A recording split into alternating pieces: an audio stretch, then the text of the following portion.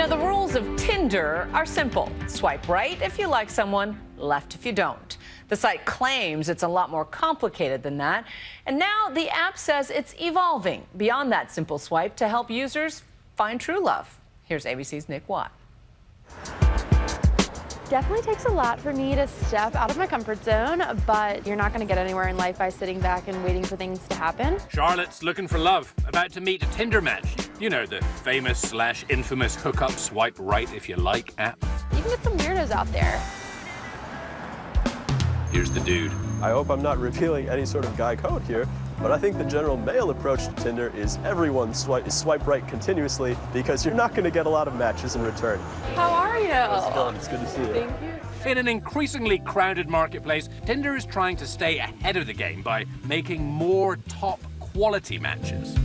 It's all about innovating. You know, there's 600 million single people on smartphones. Tinder, by far, is the leader in the market. Marking 5 years in the game, Tinder just conducted a survey. They say 80% of Tinder users are actually looking for a long-term relationship. The instant reaction is, oh, that's just for hooking up. That's just for people after a little bit of slap and tickle on a Friday night.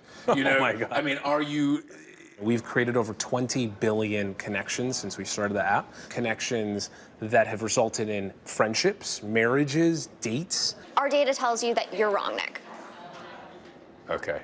Dr. Jess Carbino is Tinder's in-house sociologist, and she's listening in on Charlotte's date. Let's see what happens. Grew up in Wisconsin. Yeah, I've never been there. It's like Montana, just without all the mountains and all the reasons for people to visit.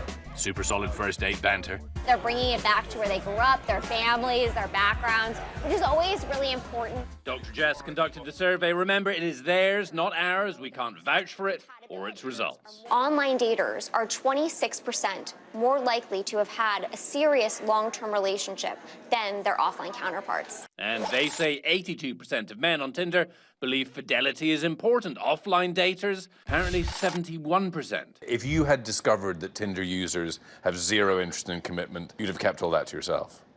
I think as a social scientist, I have a responsibility to the public to talk about data in a way that's meaningful and very accurate. Survey says 70% of online daters always use protection. Offline, 63%. All of these myths that we have about modern dating are real hooey. Tinder right now is probably the easiest way in the world to meet someone new, but now we want to make it the easiest place in the world to actually get to know that person.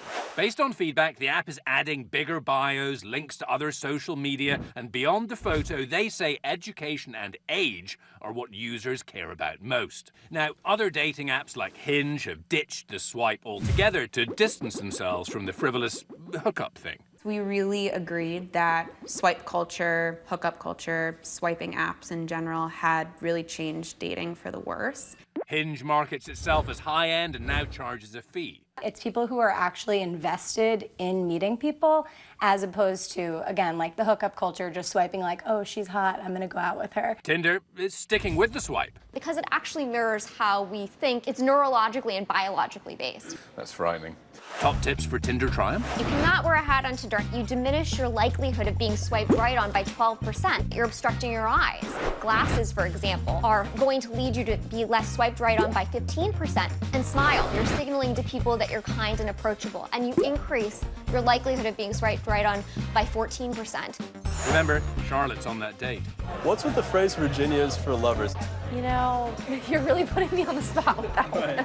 She's blushing, she's turning away, and while I often would not recommend turning away on a date, her turning away is signaling that she's a little nervous, a little embarrassed, but having a wonderful time.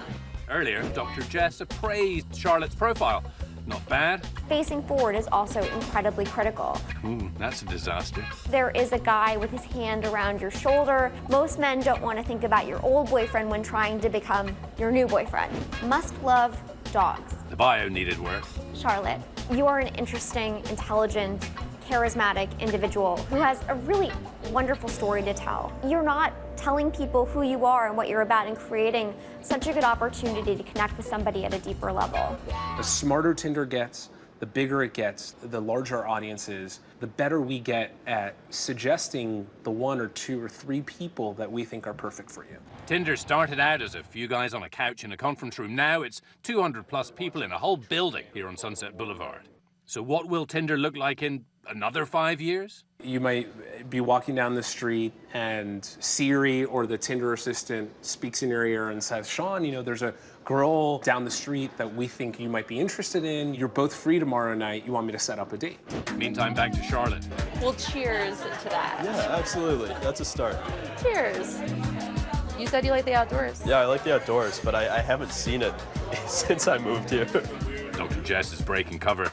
Hi, Sunny. I'm Dr. Jess from Tinder. It's so nice to meet you. Good to meet you. Hey, Charlotte. Good to see you guys. Good to see you. You guys are doing such a great job. I love watching you guys have this witty rapport and banter between the two of you. You guys have been doing a good job of connecting about things that you talked about earlier in your bios and really getting to know each other. Yeah. I'm glad you think so. I was worried. Absolutely.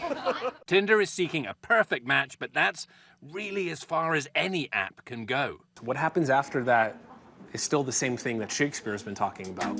Charlotte and Sunny? I think it went really well. I never felt like I was trying to find something to say. Yeah, it felt super comfortable, actually. I would love to go on a second date. I think there could be a second date. We had a good chat. Star-crossed or not, there isn't an algorithm for that. Not yet. I'm Nick Watt for Nightline in Los Angeles.